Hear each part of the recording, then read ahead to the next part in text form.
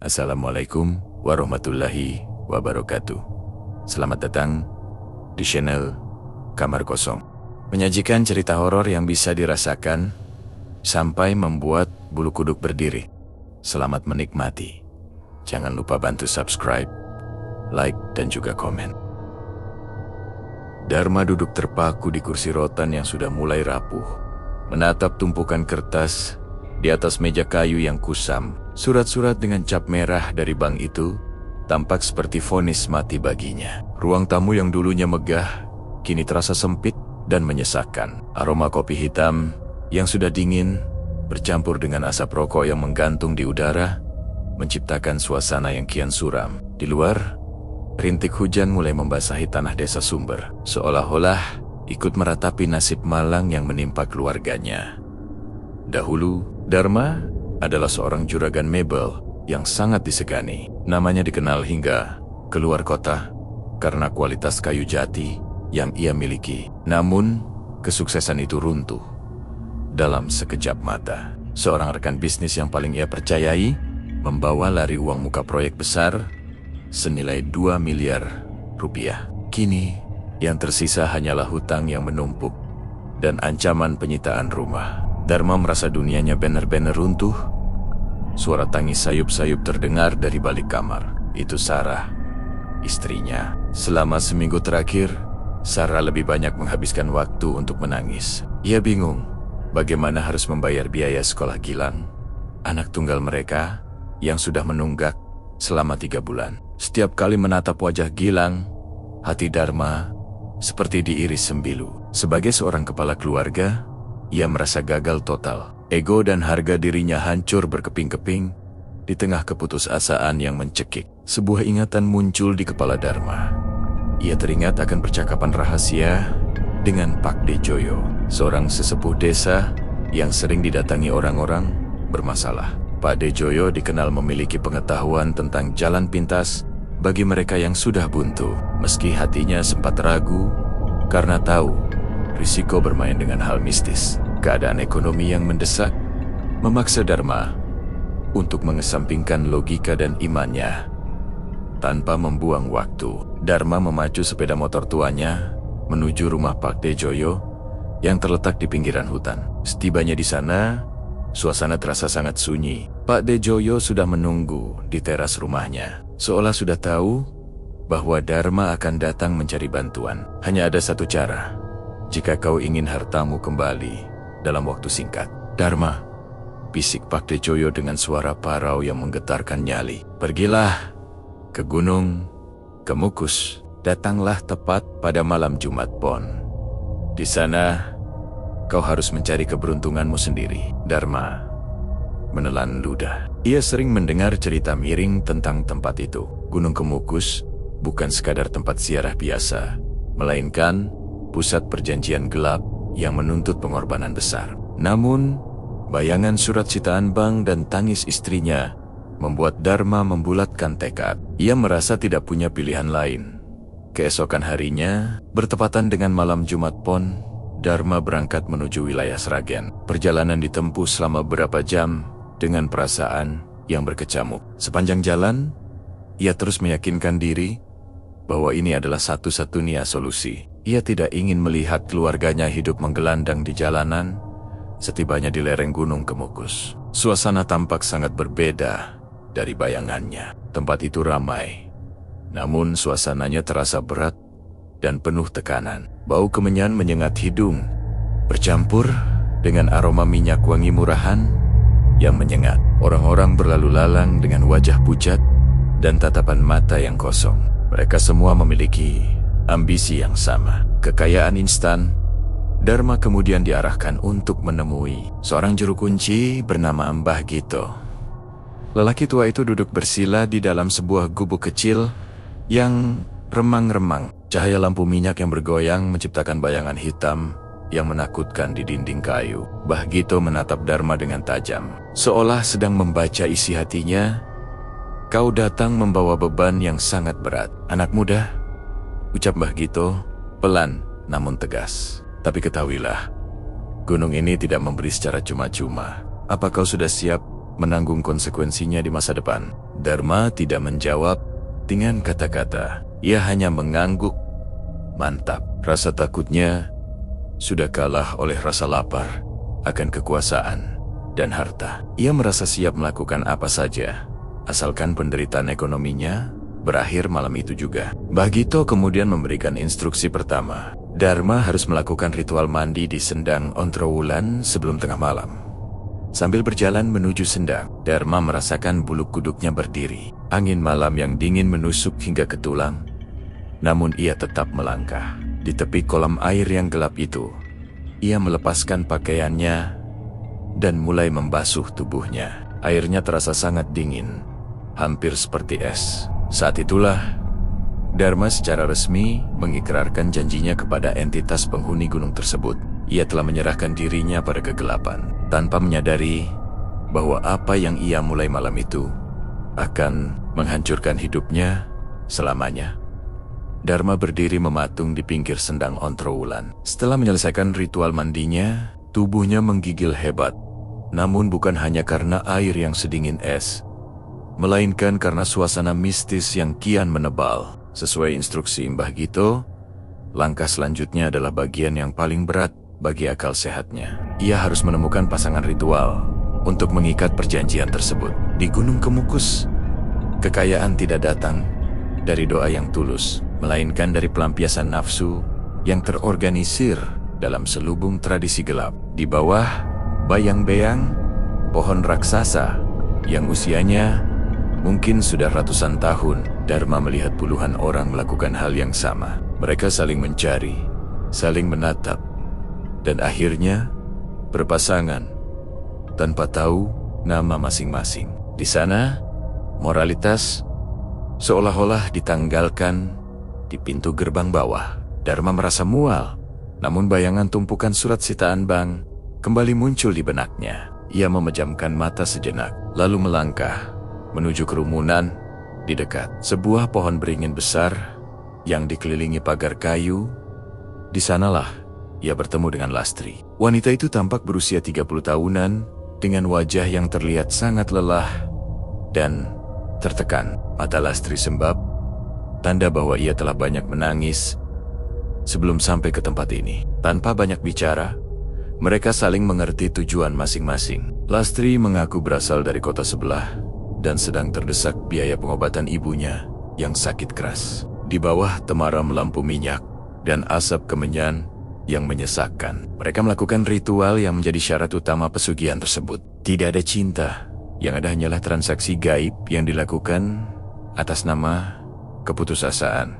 Setelah ritual selesai, Dharma merasa ada sesuatu yang merayap di dalam dadanya, sebuah perasaan hampa yang sangat dalam. Namun, saat ia melangkah turun dari gunung, sebuah keajaiban yang tidak masuk akal terjadi. Ponsel lamanya bergetar berkali-kali. Ada belasan panggilan tak terjawab dari nomor yang tidak ia kenal. Ketika ia mengangkat salah satu panggilan itu, suara di seberang sana terdengar sangat antusias. Itu adalah seorang kontraktor besar yang tiba-tiba ingin membeli seluruh stok kayu jati di gudangnya dengan harga 2 kali lipat dari harga pasar.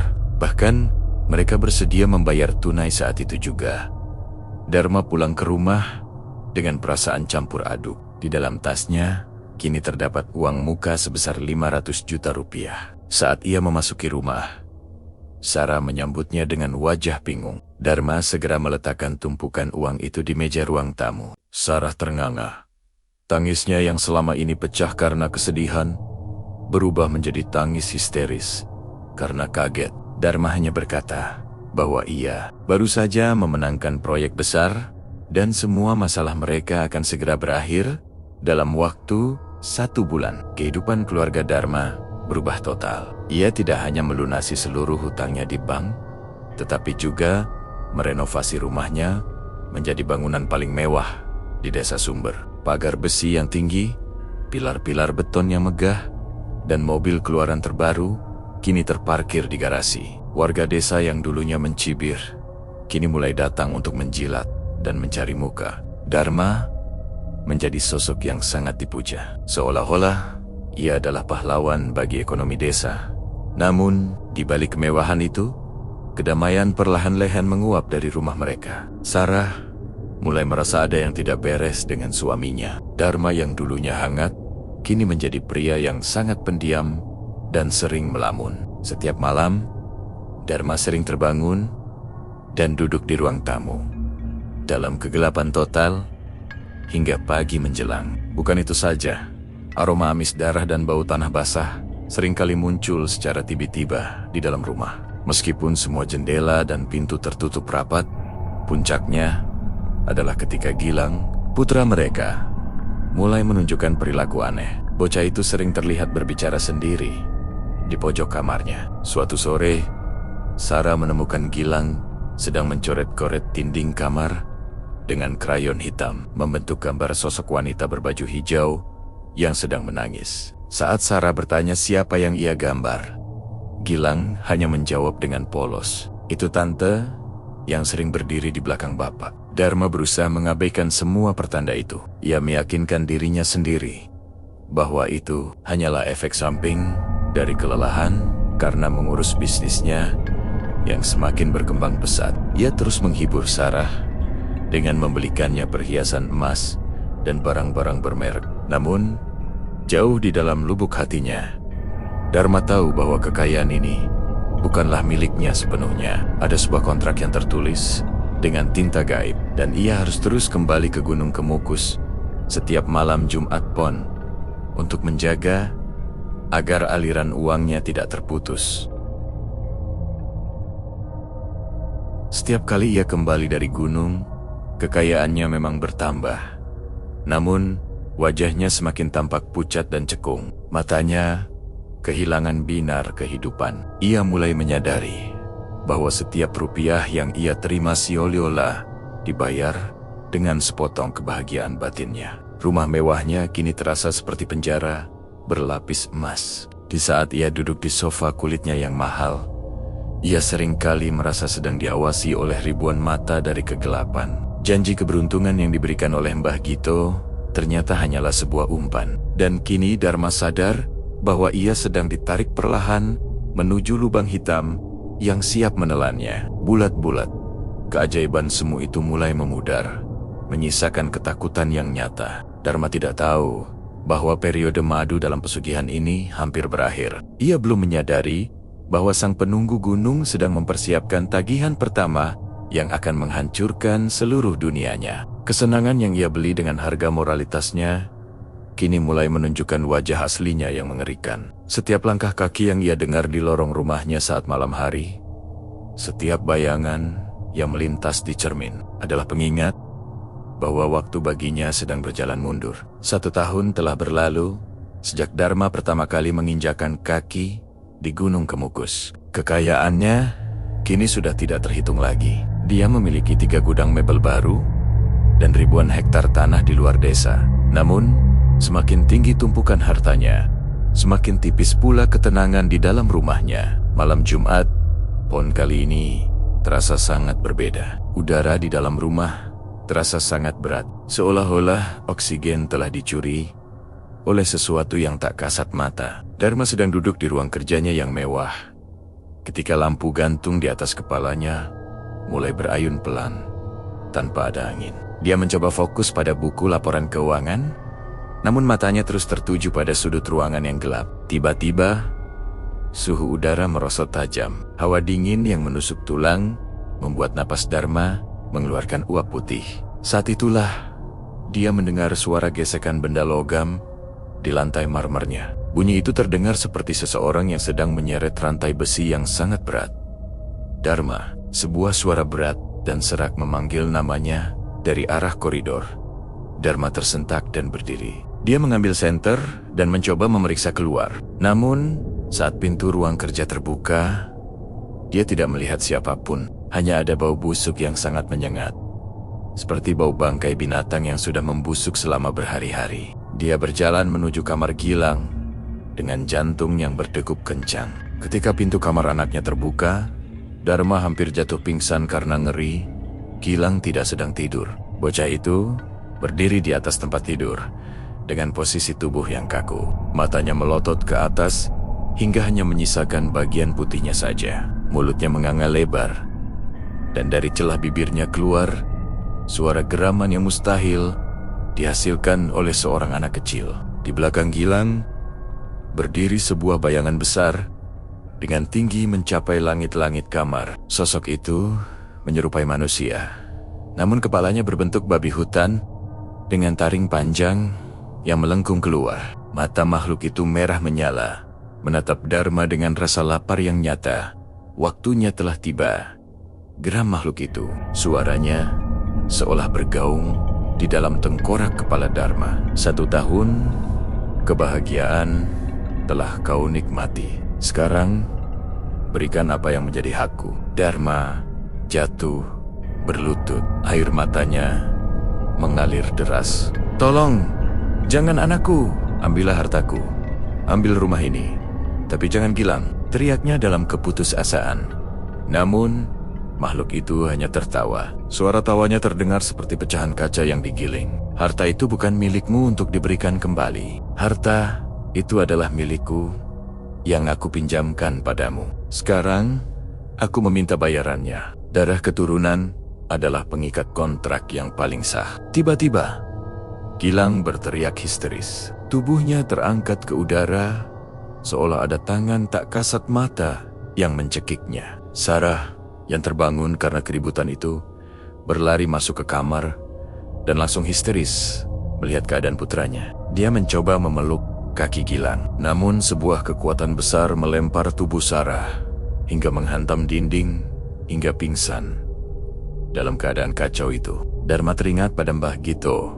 Dia segera berlari keluar rumah, mengabaikan kehujanan, dan memacu mobilnya dengan kecepatan tinggi menuju arah Gunung Kemukus. Dia berharap sang juru kunci bisa melakukan sesuatu untuk membatalkan perjanjian ini. Namun, di tengah perjalanan, keadaan menjadi semakin gila. Jalan raya yang biasanya lurus, kini tampak seperti labirin yang berputar-putar. Setiap kali Dharma berbelok, dia selalu kembali ke gerbang rumahnya sendiri. Dia terjebak dalam ruang dimensi yang tertutup. Di pinggir jalan, dia melihat sosok Lastri wanita yang menjadi pasangan ritualnya berdiri. Dengan gaun yang robek-robek, wajah Lastri sudah hancur. Sebagian dagingnya terkelupas, memperlihatkan tulang pipi. Lastri hanya menunjuk ke arah rumah Dharma sambil tertawa melengking, seolah sedang menyambut kedatangan tumbal baru di dunia mereka. Dharma keluar dari mobil dan berteriak sekuat tenaga ke arah langit gelap. Dia merasa sangat bodoh dan menyesal. Kekayaan yang selama ini dia banggakan ternyata hanyalah sebuah jebakan yang sangat rapi. Dia teringat kote-kota Pak Dejoyo bahwa tidak ada yang gratis di dunia ini, terutama jika berurusan dengan penguasa kegelapan. Dharma mencoba masuk kembali ke dalam rumahnya yang kini sudah berubah menjadi arena teror. Di dalam keadaan semakin mengerikan, dinding rumahnya yang berlapis wallpaper mahal kini mengeluarkan darah kental yang mengalir deras ke lantai. Foto-foto keluarga yang terpajang di dinding berubah menjadi gambar tengkorak. Dharma melihat sosok babi hutan itu sedang berdiri di atas tubuh Gilang yang sudah tidak bergerak. Makhluk itu memegang sebuah rantai besi yang ujungnya menancap tepat di dada anaknya. "Berhenti!" teriak Dharma. Dia mengambil sebuah keris kecil yang pernah diberikan ayahnya sebagai jimat pelindung. Meski dia tahu itu mungkin tidak akan cukup, puncak konflik terjadi ketika makhluk itu berbalik dan menerjang Dharma. Ruangan itu meledak dalam energi hitam yang sangat pekat. Dharma merasa tubuhnya seperti ditarik ke dalam sumur yang tak berdasar. Dia berjuang sekuat tenaga, mencoba memeluk bayangan anaknya yang mulai memudar. Di tengah kegelapan itu, dia mendengar suara perjanjian yang dia ucapkan di sendang Ontroulan diputar kembali. Seolah-olah iblis itu sedang menertawakan sumpah setianya yang kini menjadi bumerang paling mematikan bagi hidupnya. Dharma terlempar menghantam lemari kaca hingga hancur berkeping-keping. Rasa perih menjalar di punggungnya. Namun rasa takut jauh lebih mendominasi. Di depannya, makhluk berkepala babi hutan itu mengeluarkan dengus napas yang berbau belerang. Mata merahnya seolah mengunci jiwa Dharma, membuatnya tidak bisa bergerak meski hanya untuk sekadar berteriak. Di atas tempat tidur, tubuh Gilang mulai membiru. Napasnya tersengal sioluyala. Seluruh udara di paru-parunya sedang dihisap paksa oleh kekuatan gelap tersebut. Kau pikir bisa lari? Suara makhluk itu menggelegar. Namun anehnya suara itu seolah berasal dari dalam perut bumi. Kau sudah menandatangani kontrak dengan darah dan nafsu. Di tempat ini, akulah pemilik nyawamu. Dharma merangkak di atas pecahan kaca, mengabaikan luka di telapak tangannya. Dia mencoba meraih kaki Sarah yang masih terkapar tidak sadarkan diri di dekat pintu. Namun, lantai marmer yang tadinya kokoh tiba-tiba terasa lembek dan berubah menjadi lumpur hitam yang berbau amis. Ruang kamar Gilang perlahan meluas, berubah menjadi labirin koridor rumah yang tak berujung. Setiap kali Dharma mencoba mendekati anak dan istrinya, jarak di antara mereka justru semakin menjauh. Dharma terus berlari di dalam rumahnya sendiri, yang kini terasa seperti neraka. Dia melewati ruang tamu, namun di sana dia melihat puluhan sosok tanpa wajah sedang duduk di sofa mewahnya. Mereka mengenakan pakaian mewah, namun tubuh mereka membusuk dan dipenuhi ulat. Mereka adalah para pendahulu, orang-orang yang pernah sukses karena pesugihan Kemukus dan kini berakhir menjadi budak abadi sang penguasa gunung. Mereka tertawa serempak. Sebuah suara parau yang menyayat telinga, seolah sedang menyambut anggota baru dalam penderitaan mereka. "Pergi, pergi kalian semua!" teriak Dharma sambil melemparkan apa saja yang bisa ia raih. Dia sampai di dapur, berharap bisa menemukan jalan keluar melalui pintu belakang. Namun, pintu itu terkunci rapat dengan rantai besi yang membara. Di atas meja makan, hidangan mewah yang tadi sore ia santap telah berubah menjadi tumpukan daging mentah yang dikerubuti lalat hijau raksasa. Dharma merasa perutnya mual. Namun, ia tidak punya waktu untuk muntah. Dia harus menyelamatkan Gilang. Tiba-tiba, sesosok wanita muncul dari balik lemari es. Itu adalah Lastri. Namun, kali ini penampilannya jauh lebih mengerikan daripada yang ia lihat di jalan tadi. Wajahnya yang hancur meneteskan nanah, dan tangannya yang kurus kering mencoba menggapai leher Dharma. "Dharma, kenapa kau meninggalkanku?" bisik Lastri dengan suara yang basah. "Kita adalah pasangan. Kita harus bersama selamanya di bawah sana." Dharma berkelit, menghindari cengkeraman kuku-kuku hitam Lastri. Dia menyadari bahwa rumah ini bukan lagi tempat tinggalnya. Rumah ini telah menjadi perpanjangan dari Gunung Kemukus, sebuah ruang antara dunia nyata dan dunia gaib, di mana logika tidak lagi berlaku. Dia harus memutus aliran energi ini. Dia teringat pada keris kecil peninggalan ayahnya yang sempat ia genggam. Keris itu terjatuh di kamar Gilang. Dengan keberanian yang tersisa dari sisa-sisa harga dirinya, Dharma kembali berlari menuju lantai atas. Dia harus melawan rasa takut yang melumpuhkan. Setiap anak tangga yang ia injak mengeluarkan suara jeritan manusia. Dinding-dinding rumah yang berlapis wallpaper mahal kini berdenyut seperti jantung hewan yang sedang sekarat. Dharma melihat bayangan raksasa sang penguasa gunung sedang bersiap untuk menelan ruh Gilang sepenuhnya. Saat ia sampai di depan pintu kamar, ia melihat makhluk itu sedang memegang jantung gaib yang bersinar redup. Itu adalah nyawa Gilang. Tanpa berpikir panjang, Dharma menerjang. Dia menemukan keris ayahnya di bawah reruntuhan kaca. Dengan sekali hentakan, ia menusukkan keris itu ke lantai lumpur hitam sambil meneriakkan doa-doa yang hampir ia lupakan selama setahun terakhir. Ledakan energi dingin menghantam seisi ruangan. Lampu-lampu kristal di plafon pecah berantakan, menghujani ruangan dengan serpihan tajam. Makhluk itu melengking tinggi, sebuah suara yang mampu memecahkan gendang telinga. Bayangan hitam itu mulai goyah, perlahan memudar, namun tetap mencengkeram. "Bayangan Gilang, kau tidak bisa membatalkannya." Dharma, kutuk makhluk itu sebelum akhirnya menghilang menjadi asap hitam yang pekat. Seketika, rumah itu kembali hening. Namun, keheningan itu jauh lebih menakutkan daripada suara teriakan tadi. Dharma Torenggangga di atas lantai yang kembali menjadi marmer dingin. Dia menatap ke arah tempat tidur. Gilang masih di sana, namun tubuhnya dingin seperti es. Di sudut lain, Sarah mulai tersadar dan langsung berteriak histeris saat melihat keadaan rumah mereka yang hancur lebur. Dharma menyadari bahwa pertempuran ini belum usai. Dia memang berhasil mengusir penampakan fisik makhluk itu untuk sementara. Namun kontrak yang ia tanda tangani di Kemukus belum hancur. Dia melihat keluar jendela. Langit masih gelap gulita. Namun di kejauhan, Gunung Kemukus tampak bercahaya merah, seolah-olah sedang memanggilnya untuk datang dan menyelesaikan apa yang telah ia mulai. Kekayaan yang ia tumpuk kini terasa seperti beban ribuan ton yang siap menenggelamkannya ke dasar jurang yang paling dalam. Cahaya matahari pagi menyelinap masuk melalui jendela yang pecah. Namun, tidak ada kehangatan yang dirasakan. Dharma, rumah megah itu kini tampak seperti bangunan tua yang terbengkalai selama puluhan tahun.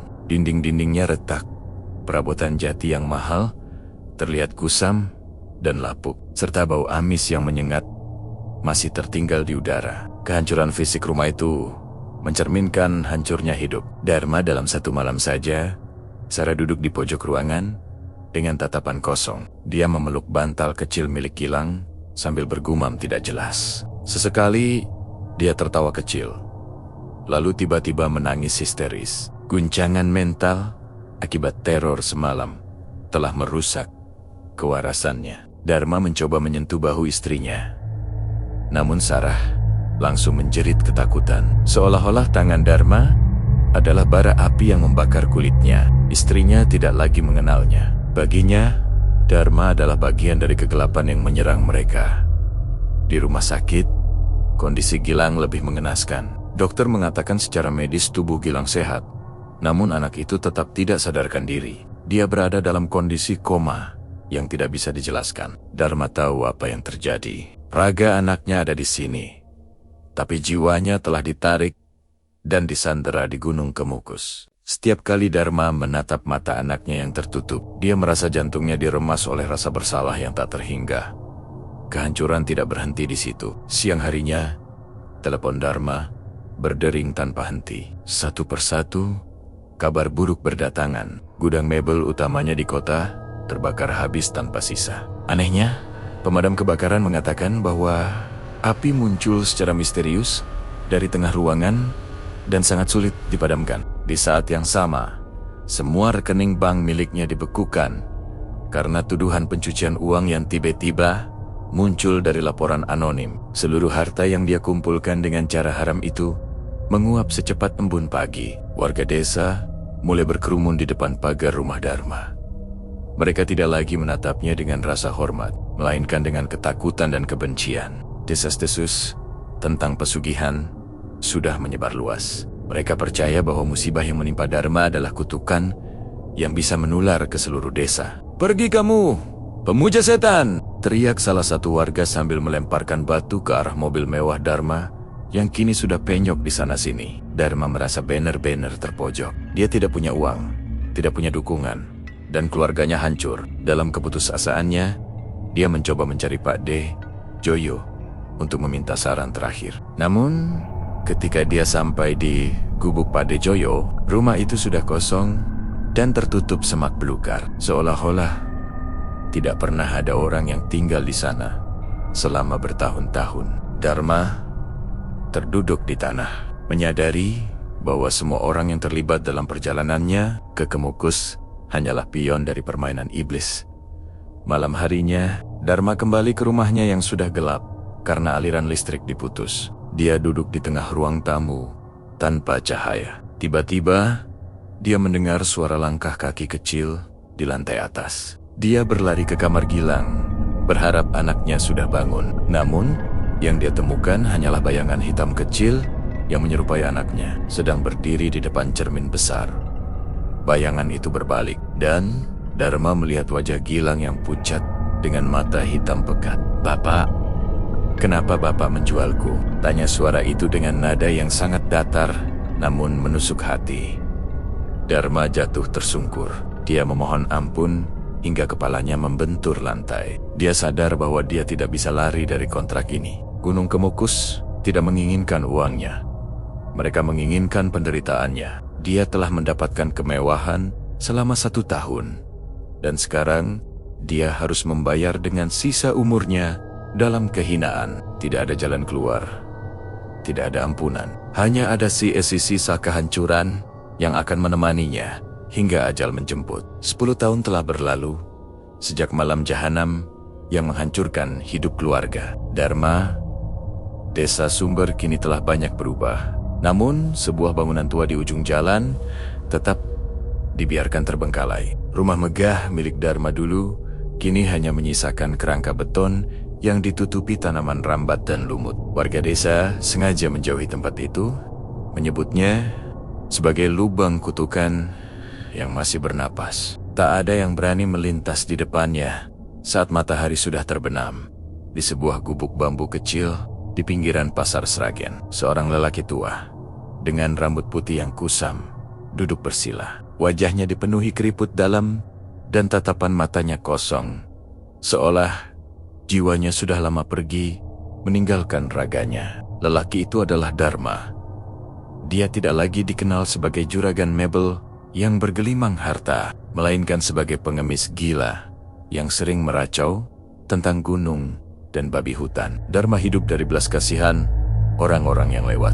Namun, setiap kali seseorang memberinya uang, Dharma akan gemetar ketakutan dan melemparkan uang itu kembali ke tanah. Baginya, uang adalah kertas kematian yang mengingatkannya pada pengkhianatan terbesarnya terhadap keluarga. Sarah, istrinya, telah meninggal dunia 5 tahun yang lalu di rumah sakit jiwa. Dia pergi tanpa pernah sekalipun mengenali wajah suaminya kembali. Sedangkan Gilang, putra tunggalnya, tetap menjadi sosok manusia tanpa isi yang dirawat di panti sosial pemerintah. Tak pernah bangun dari tidur panjangnya. Setiap malam Jumat Pon, sebuah siklus mengerikan selalu berulang. Tubuh Dharma yang rentah seolah digerakkan oleh tali tak kasat mata. Tanpa sadar, kakinya akan melangkah tertatih-tatih sejauh puluhan kilometer menuju lereng Gunung Kemukus. Tidak peduli hujan badai atau luka di kakinya, dia akan terus berjalan seperti mayat hidup. Rantai gaib yang diikatkan oleh sang penguasa gunung 10 tahun lalu masih sangat kuat mencengkeram jiwanya. Di kaki gunung yang kini tampak semakin angker itu, Dharma akan berlutut di bawah pohon beringin yang sama. Di sana, dia sering melihat bayangan-bayangan masa lalu. Dia melihat dirinya yang dulu, yang penuh ambisi dan ketamakan, sedang bersalaman dengan Mbah Gito. Dia juga melihat Lastri, yang kini telah sepenuhnya menjadi abdi di alam gaib, berdiri di antara pepohonan dengan wajah hancur yang terus menangis darah. Kembalikan mereka, rintih Dharma. Setiap malam itu, suaranya serak, nyaris habis dimakan usia.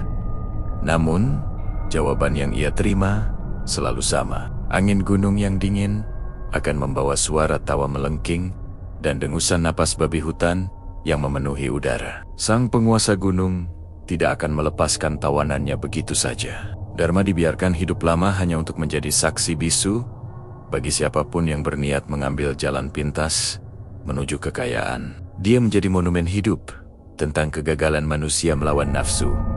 Suatu malam Jumat Pon yang sangat kelam, Dharma tidak lagi sanggup berjalan pulang. Dia terbaring lemah di atas tanah merah Gunung Kemukus yang lembab. Dalam napasnya yang terakhir, dia melihat sosok Gilang kecil berlari ke arahnya dengan tangan terbuka. Dharma tersenyum untuk pertama kalinya dalam 10 tahun.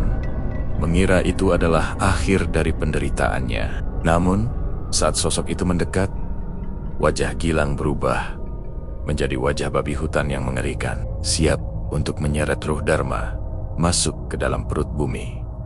Keesokan harinya, warga menemukan tubuh seorang pengemis tua terbujur kaku di lereng gunung dengan posisi tangan seperti sedang memohon ampun. Tidak ada identitas, tidak ada harta, hanya sebuah keris kecil yang sudah patah di genggamannya. Gunung Kemukus tetap berdiri tegak, menyembunyikan ribuan rahasia gelap di balik keindahannya. Di sana, kontrak baru akan selalu ditandatangani, dan korban-korban baru akan selalu berjatuhan.